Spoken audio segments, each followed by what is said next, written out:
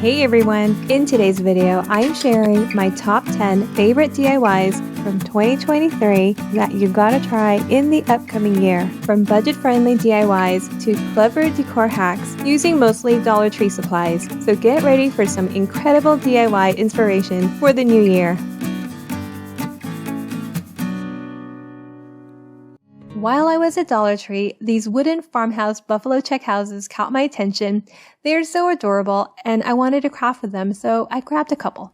They each have a shape in the center, a rectangle or a heart. I'm going to make a wooden house shaped toolbox planter. Now if I knew what I was going to make when I bought them, I probably would have picked the same shape, but I didn't and that's okay. I'll also be using 2 of these 6-inch wood planks from Dollar Tree. Several 1-gallon paint stir sticks. These are scraps and you just need enough to cover the roof. Now this part is optional. I wanted to add some wood over the roof, so I placed 2 of them on top to measure and mark, and instead of cutting the ends at a 45-degree angle, I'm just going to butt the wood together where I glue one end to the side of the other to form an L. Once the wood has been trimmed, I'm going to paint them. Since the houses are black and white, I'm going to paint them black. That way, whatever I display inside, it will complement the house and vice versa.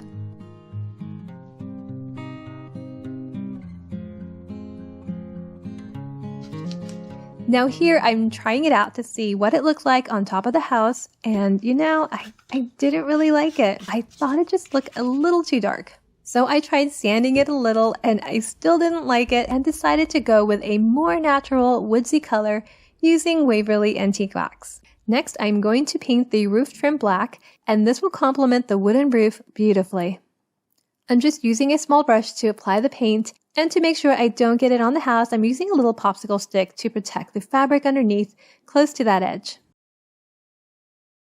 I apply some glue on top and position the paint stick in place, and then I do the same thing with the other house. You just want to make sure that they're positioned in the right place before gluing down. Unless you cut them both at a 45-degree angle, one will be longer than the other. For the handle, I'm going to be using this 3/16 of an inch dowel and a couple of these wood slices from Dollar Tree. So I drill a hole right in the center of the wood. I used a pilot drill bit to match the diameter of the dowel. Now you can paint the back if you like. I can see that there's some leftover residue from the sticker, but I'm going to leave it as is for now and I'll probably clean it up later. I'm going to glue down a wood circle right on top. I'm just positioning it towards the center. So I'm just setting it up to get the right distance so that I can measure and cut the dowel to the right size. And I'm just using my angle miter shear to trim that down. Now before I glue the other circle, I'm setting it up again just so I know where to glue the circle so that the dowel is straight. But the houses kept falling over. I know I should have just put some blocks behind it to hold it up. But then I realized I'm using wood glue and I do have a little time to make any adjustments. So I just went ahead and glued everything together. I'm making sure that the distance is just right for the plank. I want to make sure it fits perfectly end to end. And then I just add some glue on the ends of the dowels. I add a strip of glue on the ends of the wood and I adhere that on the sides of the houses. And then I do the other side.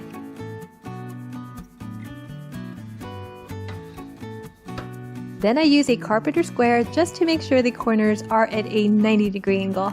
For the base, I'm going to be using this 1/4-inch square dowel and some of these giant popsicle sticks. It's going to go inside the wood planks, so I'm measuring it and I'm going to trim so that I have 2 to that size. You can also measure and trim them to go on the shorter side to go against the house instead of the planks. I apply a strip of glue on one side of the square dowel and then I place that inside against the wood plank. I take out 4 of these giant popsicle sticks because that's what can fit, and then I mark them to fit inside and then I trim them down. Once trimmed, I place them inside, space them out evenly, and then I glue them down. Now you can use any size popsicle sticks for the base. If you want a tighter fit, you can push them together and just trim another stick to fit. I wanted to put something on the shapes that are on the front of the houses, and so I'm just going to use these Dollar Tree rub-on transfers and place them on these scrap paint sticks that already have antique wax on them. Now I'm not really sure if you can use chalk on the shapes. It looks like you can, so that's definitely another option. But I'm going to go ahead and rub on these words. On the rectangle, I'm going to place the word family on it. So I place the word on top of the paint stick, and I use a popsicle stick to rub it on. Then I glue that right in the center of the rectangle. For the heart, it is a little bit smaller in space, so I'm going to put the word love on a smaller piece of paint stick. Decided to hot glue that right above the heart. And we're done! This charming wooden house planter turned out so adorable. I really love the way it turned out. I'm going to make a beautiful wooden round planter basket. So I'll be using this wood round from Dollar Tree, and I'm going to cut it right in half. So I mark the center, and with a ruler as my guide, which I tape down so it won't move, I score the wood several times with a utility knife until it cuts right through.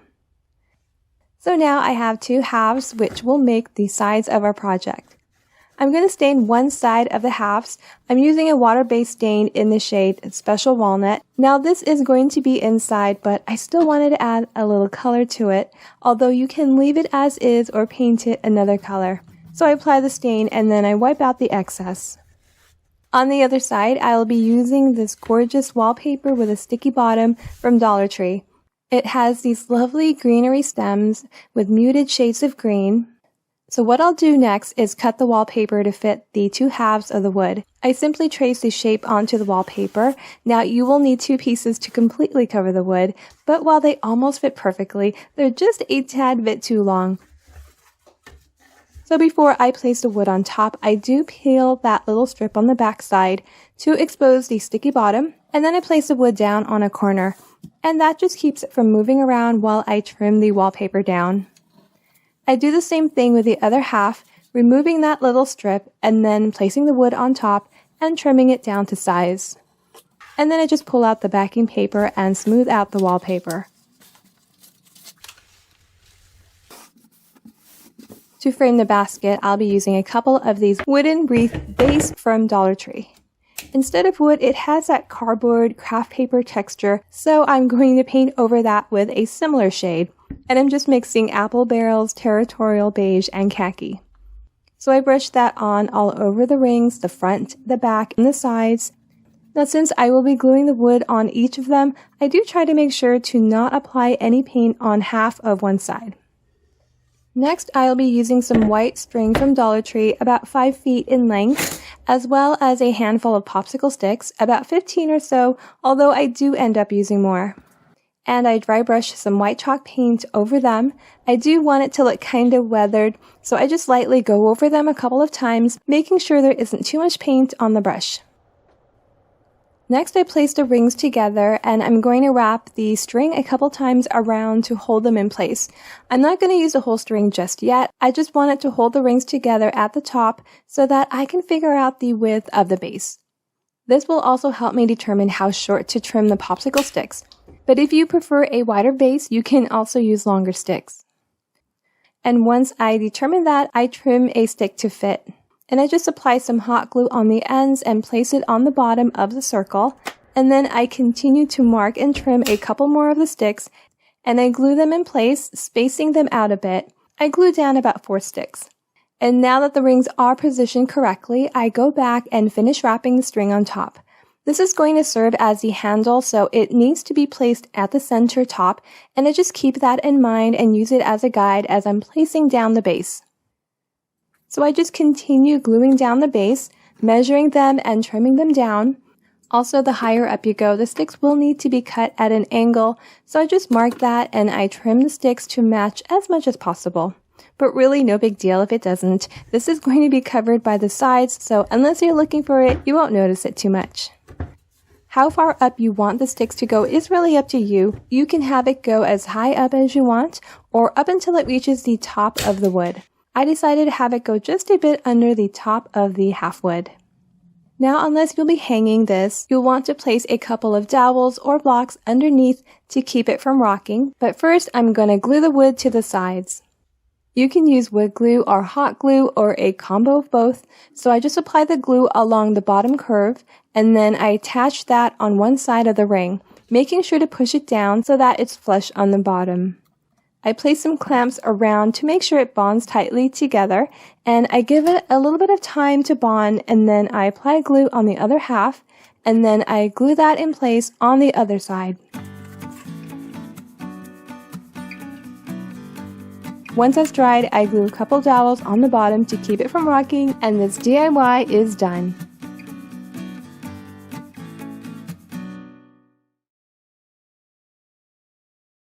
Next DIY, I'm going to be using 2 of these 10-inch 1x2 wood slats from Dollar Tree and an extra 4 inches of this 1x2, which is optional.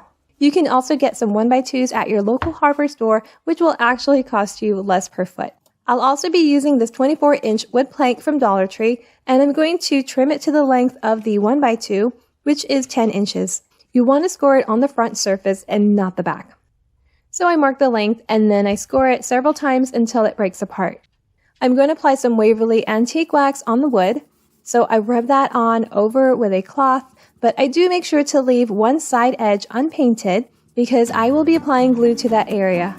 Dollar Tree also sells these 1x2s in 12 inches as well, but 10 inches was the length that I wanted for this project. So that the plank matches the wood, I lightly apply some of the wax with a damp cloth. I turn the plank over and I apply some glue on the unstained area of the wood, and I place that right on the edge like so. I apply glue on the other wood and I place that on the opposite side. Now you can leave it like this, but I'm going to measure and cut a piece to fit right on one side of the shorter side, and this will make the bottom of the wall planter. So I trim that size out and I apply the antique wax on it, and I glue that down like so. You definitely have enough of the plank and the wood slat left over to make another pair. By the way, if you are going to be trimming these 1x2 slats with a miter box and saw, these will definitely be a lot easier to saw through than the ones at the hardware store, which are more dense. To hang, I'm going to use the metal hangers from the first DIY. I use a ruler to make sure I mark them accurately, and then I screw them on. You can also staple some jute cord on the back as well, and this DIY is done.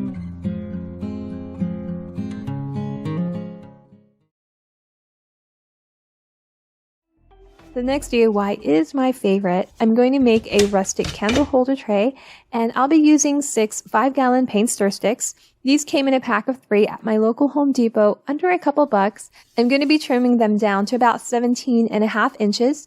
I just want to remove the curved handles, and I'm going to be using my miter box and saw to do that. This one is the Stanley clamping miter box, which I highly recommend, especially for small projects like this.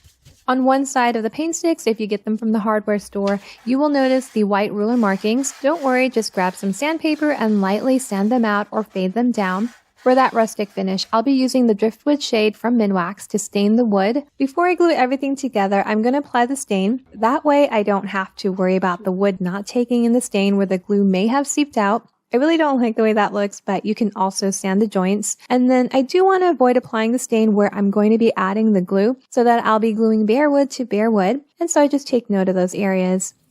I'll be using an old paintbrush that has seen better days. You can also use lint-free rags, but you just want to make sure that you don't toss them in a pile when you're done. Oily rags can combust, especially if they're piled up, so please make sure to read the manufacturer's guidelines for proper disposal, and always make sure you're in a well-ventilated area wearing adequate safety gear. So once I apply the stain, I wipe down the wood, removing any excess stain that hasn't absorbed. I also make sure to avoid the areas that I'll be applying glue to. Once the stain has dried, I glue the wood together to form my tray. I do this in sections. I start with the base, and I glue 3 together side by side. I'm using Titebond wood glue, and I make sure the sides are flush. And I do want to clamp this together for a bit, so I just tightly wrap some painter's tape around it to give it some time to bond together.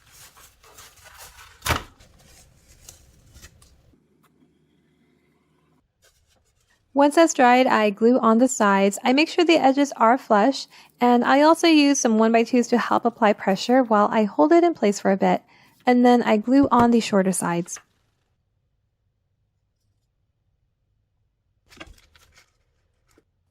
Now there are some areas where there's a little gap, some spaces. This one's not too bad. I could actually just leave it as it is, but of course I'm going to cover it up. So here's a quick hack. To make a matching wood filler, I mix together some sawdust and matching stain. I just lightly dip my wood stick into the stain, and I also add a little bit of wood glue, and I mix that all up, and then I pack that into the spaces or gaps. Okay, we are almost at the end. I wanted to add a little decorative detail on the corners, so I stained 8 tumbling tower blocks from Dollar Tree, a darker color, and then I glued 2 to each corner like so. I also make sure that the blocks are glued together to form an L. That way it also provides extra strength and support in holding the tray together. I do seal it with polyacrylic from Minwax, and this beautiful rustic tray is done. I decided to place these gorgeous clear glass tea light candle holders from Dollar Tree. The darker candle holders also adds a beautiful contrast to the wood. Now you can also take this to the next level and add some white stones around the candles, and the simple addition will give your space a relaxing and serene atmosphere. For the next DIY, I'm going to make a wooden sign, and I'll be using 2 10-inch 1x2 wood slats and 1 12-inch 1x2 from Dollar Tree. I'm going to cut the 12-inch in half so that I have 2 at 6 inches. I'm going to form a rectangle frame, so I apply some wood glue on the ends of the 10-inch wood, and then I adhere the 6-inch cut wood onto the sides like so. For the back of the frame, I'm going to use a couple of these 18-inch wood planks from Dollar Tree, which I already had on hand. You can also use paint stir sticks or even popsicle sticks. I wanted to make sure that the length of the planks fit perfectly inside the frame, so I trimmed them both to match the length of the 10-inch 1x2, which happened to be slightly over 10 inches. To hold the planks in place, I'm going to trim this 1/4-inch square dowel to 2 pieces and glue them on the shorter sides of the frame. You can also use tumbling tower blocks in place of the dowels.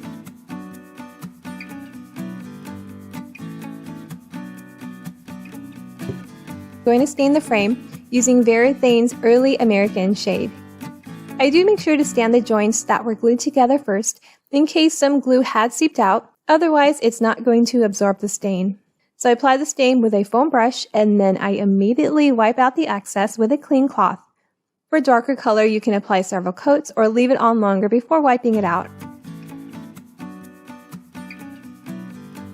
I love the finish of the stain. It really brings out the beautiful wood grain patterns. Once I'm done staining, I put that aside to dry, and then I paint the wood planks. I paint them white with Waverly chalk paint.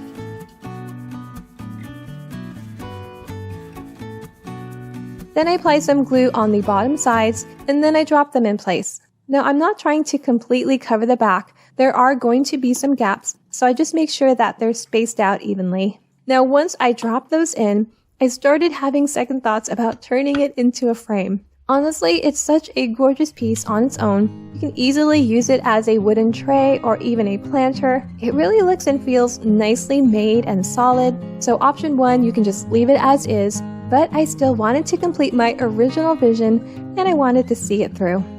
So to make the frame, I'll be using one of these Dollar Tree rectangle planks that come in a pack, and I'm going to paint it in the shade Olive Oil.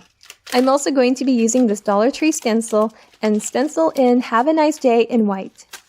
So I use a little foam sponge to apply the paint, and I'm using Waverly chalk paint in white. I make sure to dab out or offload any excess paint before applying it on the stencil, which will help prevent the paint from getting underneath the stencil. Then I remove the stencil. I notice I accidentally got some white paint on the wood, so I just touch that up with the matching paint.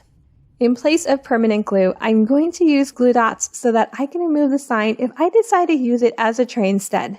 And to elevate the sign, I'm going to place a couple tumbling blocks underneath the plank. And this DIY is done, but let me know which option you prefer. For the next project, I will be using some scrap wood that I had on hand. This is a 1x8-inch pine I trimmed from an 8-foot board from Home Depot. Generally, it's more cost-effective to purchase wood from a hardware store. You can also find affordable wood at Dollar Tree. Although it may not be as thick as this one, they do have good alternatives. I'll be staining the wood using Behr's water-based stain in the shade Special Walnut. And I just apply that on all over the wood, front, back, and sides. And of course, after that, I wipe it down and remove any of the stain that hasn't absorbed. Underneath the wood, I'll be gluing 4 of these wooden dice, and so to match, I stained them as well with the same special walnut stain. I love the stain. It has a very rustic finish. I got the stencil pack at Walmart. It came with 2 different designs, and I thought this tile design would be perfect to stencil on top of the wood. So I position it right in the center, and then I tape it down with some painter's tape so it won't move. If you want, you can also apply a thin layer of Mod Podge on top, letting that dry completely before continuing on. I'll be going over the stencil with white chalk paint from Folk Art, and I make sure to dab out some of the paint before going over the stencil. So I apply going in circular motions until it's completely covered. Once I'm done, I carefully peel back the stencil, and wow, so beautiful, and I'm glad there's no smudges. Once the paint has completely dried, I turn the wood over and then I glue the dice on each corner. I use a tumbling block to make sure I place it down evenly on the corners, pushing it in a bit. Now the last thing you'll want to do is seal it, especially if you're placing objects on top, and this rustic wooden riser is done.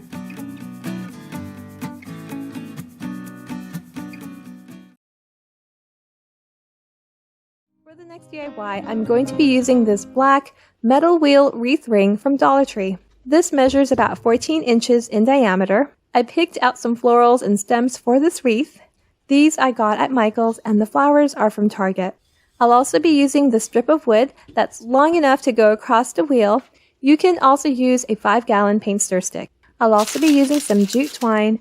This one's from Dollar Tree, and some floral wire. I'm going to tie the wood on the wheel, and I make sure it goes horizontally across.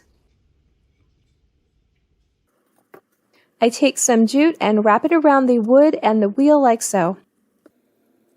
I turn the wheel over and tie a couple knots to secure it in place. For extra support, you can also apply some hot glue on the wood and wheel.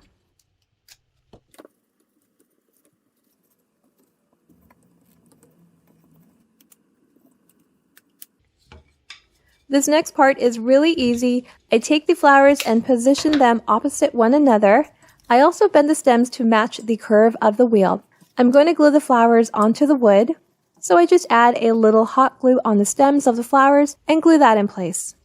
I'm leaving a little space in the center where I'm going to place a bow later.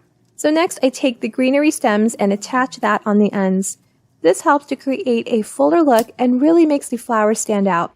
To make sure they stay in place, I add a little bit of hot glue, and then I use some floral wire to secure everything together. I add a pop of color with some lavender stems, and I stick them into the greenery to give it a nice contrast. To make sure they don't fall out, I secure them in place with a little bit of hot glue. Then I add a little more greenery where I think it's needed, and this helps to create an even fuller and more lush look that really brings everything together. I'm going to make a bow using this wired burlap ribbon that I picked up from Walmart. First, I'm going to pull out about 5 to 6 inches of ribbon and gather it at the top, which will become the center of the bow.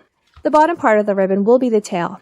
Next, I form a loop by bringing the ribbon towards the back center and then pinching it all together. This will be the right side of the bow. I move the tail to the side. Then I form another loop on the opposite side, gathering it towards the center and twisting the ribbon.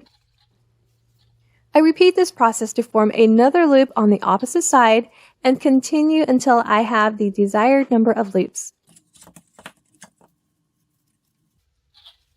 I then form a small center loop, and then I just adjust the loops to make sure everything looks even. To secure the bow, you can use a twist tie or pipe cleaner or a zip tie, and I just run that through the small loop and secure it in the back. And that's it. Your bow is now complete and ready to use. Next, I'm going to be using this Dollar Tree wood plank, which comes in a pack of 6. First, I'm going to paint the plank white with some apple barrel acrylic paint. I brush that on all over, and then I sand it a bit with a coarse grit sandpaper. And I'm going to be using the stencil from Dollar Tree as well. I'm going to be using the part that says "It's good to be home," and I center that on the plank. I tape the sides with some painter's tape so that it won't move around, and I'm going to be using this dark brown chalk paint from Hello Hobby. It's called Cafe Noir, and I'm going to apply it with a small round foam brush. I load the brush with some paint, and I make sure to dab out any excess paint, and then I apply it lightly, pouncing it on the cutout, as well as in circular strokes. I carefully remove the tape and stencil, and I let that dry a bit. Then for some dimension, I dab the edge of the plank, especially the corners, with the dark paint. I just want to add a hint of dark on the corners, so I'm going very light-handed with this. Then I glue the plank towards the right side of the wood strip. I add some burlap ribbon on top to hang, and the spring wreath is done. I love how it turned out. Project, I'm going to be using 2 wood rounds, and I'm going to cut one in half. So I use a ruler to mark the approximate center on one of them, and then I just score it several times with a utility knife until it cuts in half. And these aren't really difficult to cut through. I'll also be using some nautical rope and some wooden craft cubes, which I got at Dollar Tree. So I hold up the semicircle in front of the uncut round, and I mark the height, and this will be my guide just to make sure I don't glue the cubes beyond this point. First, I glue 2 cubes together, and I'll make 2 sets. One thing about these cubes, the height can vary depending which side is up, so you can always double check on that before gluing. You can just keep rotating them until the heights match up. I glue one on each end just below the mark line, about 1/4 of an inch down, and I just position it to go along the curve of the circle. I grab the nautical rope and I glue one end just below a cube, and I apply the hot glue along the bottom curve edge, gluing the rope onto that until I reach the other cube.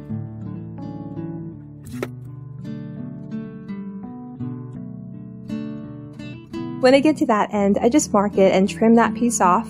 If it frays too much, you can just add a little glue on the end. And then I glue another layer of the rope on top of that. I do the same thing, apply the hot glue, this time on top of the rope, and then I just glue it along the bottom curve. And I'm going to do this a total of 4 times, which should just about match the height of the cubes. The cut semicircle is going to be glued on top of that, but the rope is going to make the base of the pocket.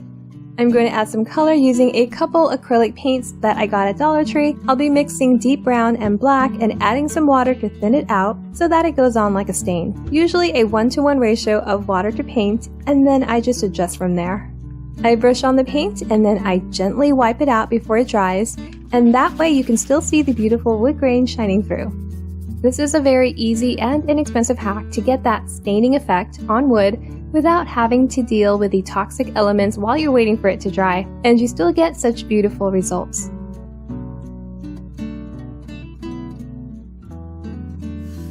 For the half round, I wanted it to be a little darker, so I just added a little more black to the mixture, but after wiping it out, it wasn't as dark as I wanted, so I darkened it up even more, and I love the way it turned out.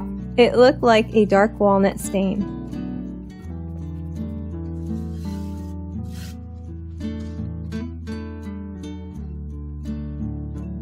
Next, I glue down the half round on top, placing it towards the bottom. I'm using a multi-surface glue, and I do clamp it with these Dollar Tree clothespins that have just the right amount of tension. And with a dowel, I push down the rope to make sure it lines up nicely along the curves so that everything looks flush. But you can certainly use hot glue as well. I put the string back on, place some stems inside, and this DIY is done. Next DIY, I'm going to be using a couple of these wooden crates from Dollar Tree and 2 of these house-shaped wood frame chalkboards from Dollar Tree as well. I'm going to be gluing the crates together, so I apply some wood glue over the longer sides of the crate, and then I bring the 2 crates together side by side. I clamp it to hold it in place while it's drying, and then I move on to the house frame. I'll be painting the chalkboards front and back, but I'm going to keep the wood frame unpainted because I love the natural wood element of that. So I get some painter's tape and I carefully cover up the frame. So I start with the back side of the house. I'm using Waverly chalk paint in the shade Ocean. This is such a beautiful shade of blue, and it will dry much darker than it looks right now. I want the paint to be completely opaque, so I do a couple of layers. Then I paint the chalkboard sides, same as the back. I apply a couple layers so that it's completely covered. Next, I paint the crates. Now on the long side of each crate, I only paint the side edge a bit. That side really isn't going to be seen, so I leave most of that side unpainted. After that, I remove the painter's tape around the frame. Wow, the combination of the natural wood and the dark blue paint is absolutely beautiful. I wanted to add a simple decorative detail to the house, so I get a bamboo stick and I measure the width of the houses, and I'm going to cut 6 to that length. You can also use popsicle sticks as well. And then I just glue them down towards the bottom of the house, spacing them out evenly. It's such a simple detail, but so charming. To secure the crate to the wood frame, I apply a line of glue along the bottom section of the frame, going up to the height of the crate. Then I carefully align and glue the crate onto the frame, making sure it's centered and securely attached. I'm going to be using this 3/8 of an inch dowel for the handle. I got this at Walmart and it came in a pack of 10. I mark and measure the distance between the two houses on each side of the crates. I also double up the depth of the frame so that the dowel fits snugly between the houses. Next, I apply glue on the bottom frame area of the unglued house, as well as on the ends of the dowels and the inner peak of the frame. So I glue everything together, starting with the dowel, holding it in place, and then I bring the outer frame towards the crate and dowel. I tried using these Dollar Tree clothespins to clamp the dowels so that I could just readjust the frame, but it didn't stay in place, so I just ended up having to hold it in place for a few minutes.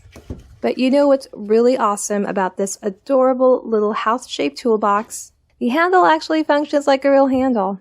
Before committing to gluing everything down, I wanted to see how it would look if I added a wooden star in the center, or maybe even 3 stars for an extra patriotic touch, and it did look pretty nice. However, in the end, I decided to go for a simpler and cleaner look, that way I could use it for different occasions. I absolutely love how this charming wood house turned out. For the final project, I'm going to be making a simple rustic wooden tray, and I'm going to paint it with this Deco Art paint in the shade Seaside Blue. Now this is such a beautiful, high durability paint. It paints so nicely on wood. But because it was such a thick paint, it actually broke my foam brush. This came in a pack from Dollar Tree, but honestly, I might have just gotten a bad batch because this was the 3rd brush that broke today. So after I switched to a better brush, I applied the paint all over, and I do want it to be completely opaque. But once it was completely dried, I kind of had second thoughts about keeping it as it was. It looks stunning and it was definitely an option to leave it painted. However, I ultimately chose to sand it down and give it a weathered look. So I took it out to sand, and I'll show you how it turned out in a moment. Now you're also going to need about 57 to 58 tumbling tower blocks, which are going to make the sides of the tray.